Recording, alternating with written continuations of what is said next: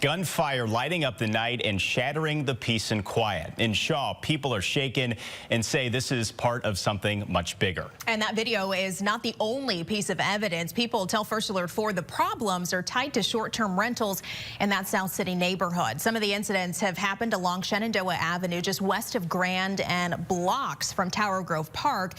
First Alert 4's Justin Andrews reports there's hope a change in law ends this recklessness.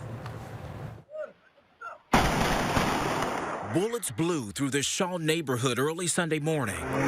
Seconds later, we see this black car speed off. Gary Hosnum says this is scary. When the bullet comes up, it's going to come back down. He's a resident and member of Shaw's citizen-led group to fight crime. We did recover some casings from that, and they were actually rifle shells, the type that would be used like in an AK-47. He says in the last 3 weeks, Shaw has seen at least 3 shots fired reported. Analyzing the video, we can see what appears to be a long gun. Another perspective recorded more shots and yells. Police say no damage or victims were reported. Bullets come down and hurt people. Neighbors say the people gathered were leaving a short-term rental property. First Alert 4 uncovered it's listed on Verbo. Police not confirming right now. If you see the shooting angle that occurred, it could easily have hit in one of the properties, gone through the windows. And as you're aware in Shaw, we have a lot of videos out there where that has indeed happened before. And this is a systemic problem, not an incident. A year ago, St. Louis City approved regulations on short-term rentals like Airbnb and Verbo because of the volume of violence connected to them.